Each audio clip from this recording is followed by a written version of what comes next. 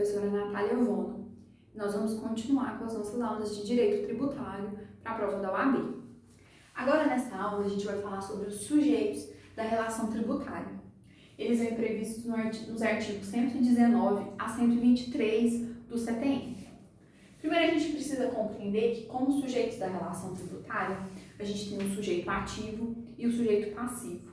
O sujeito ativo é um ente de direito público responsável por poder exigir a obrigação, essa relação tributária. Como sujeito ativo, a gente precisa entender que a gente tem a competência em sentido amplo como um gênero. A competência em sentido amplo, ela possui 4 pilares: a instituição e a criação de tributos, a fiscalização, a arrecadação e a execução de normas de direito tributário. Então, a gente tem a competência em sentido amplo como gênero, que dela eu tenho 2 espécies que decorrem dela: a competência em sentido estrito e a capacidade tributária ativa. Então, a competência em sentido estrito, ela vai ser a instituição e a criação de tributos, e ela vem prevista na Constituição Federal, e por isso ela é indelegável. Por outro lado, eu tenho a capacidade tributária ativa, que é a fiscalização, a arrecadação e a execução de normas de direito tributário, que ela pode ser delegada para outra pessoa jurídica de direito público. Então, eu preciso que você entenda que quando a gente fala de sujeito ativo na relação tributária, eu tenho a competência em sentido amplo, com 4 pilares, e ela vai possuir 2 gêneros: a competência em sentido estrito, que vem na Constituição Federal, que é indelegável, que é justamente o ente responsável pela criação e pela instituição dos tributos, e por outro lado eu tenho a capacidade tributária ativa, que é aquele ente responsável pela fiscalização, pela arrecadação ou pela execução de normas de direito tributário, e que essa capacidade tributária ativa, ela pode ser delegada a outra pessoa jurídica de direito público, certo? Por outro lado, a gente tem o sujeito passivo, que é aquele que sofre o ônus, que tem o dever de arcar com a obrigação tributária.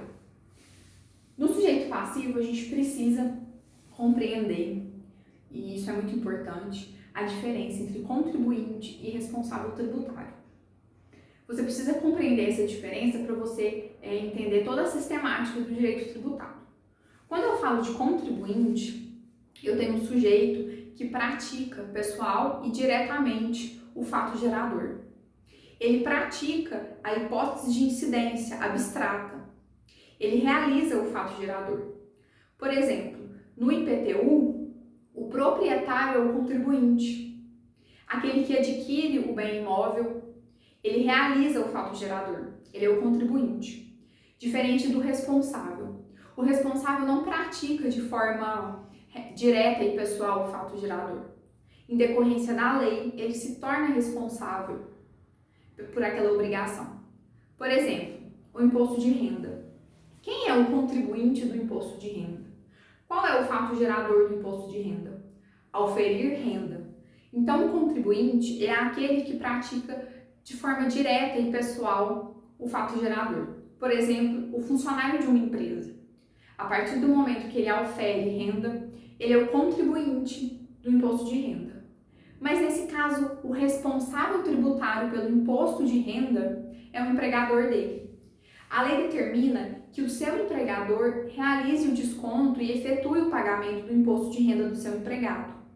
Então, o empregador não está realizando o fato gerador, não é o empregador que aufere renda, mas, pela determinação legal, ele é o responsável por esse tributo. Então, ele realiza esse pagamento para a Fazenda Pública e ele é o responsável tributário.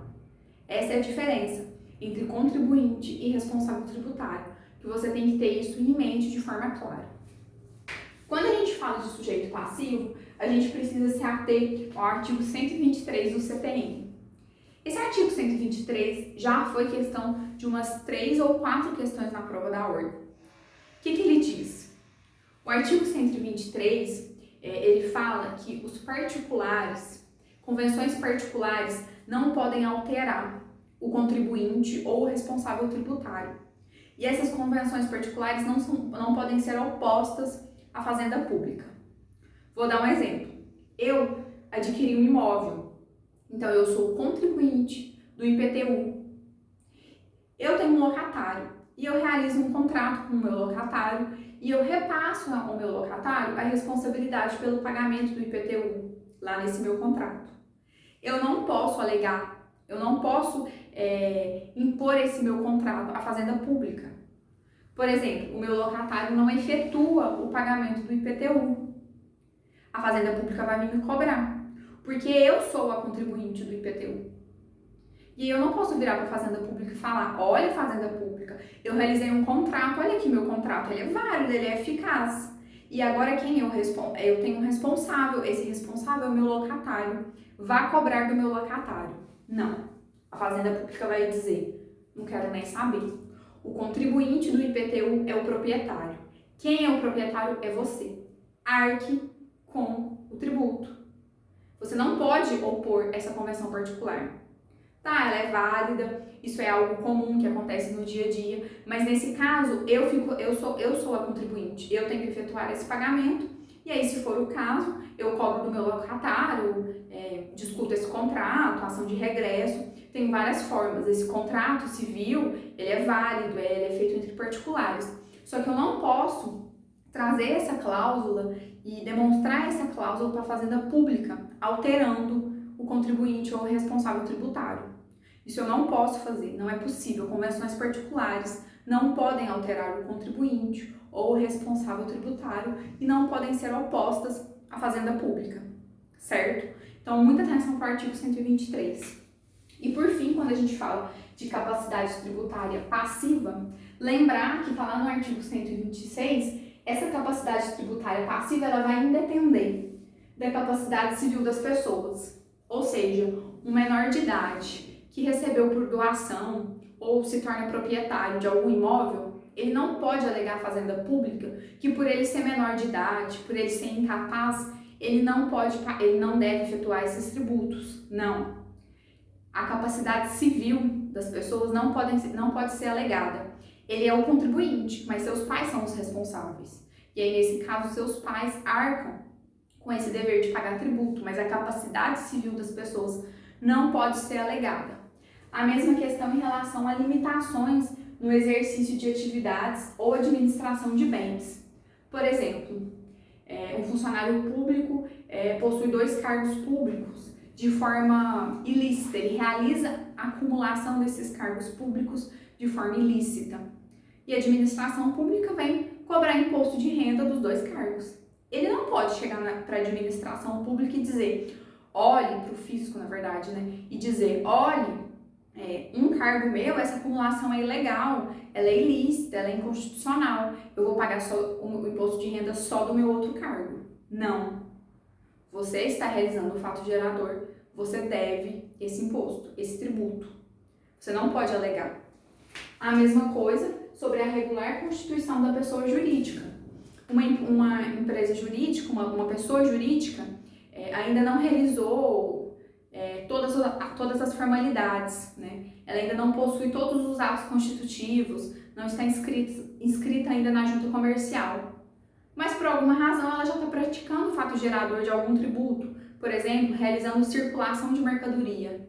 E vem o fisco cobrar ICMS. Essa pessoa jurídica não pode chegar e alegar para o fisco, olhe, a minha pessoa jurídica está irregular, eu ainda não constituí a minha pessoa jurídica. Peraí que eu não devo tributo, eu não vou pagar. Não.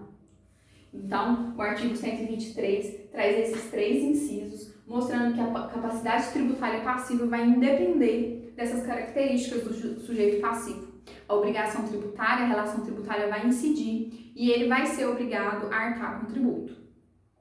Espero poder te ajudar e vamos continuar estudando tributário.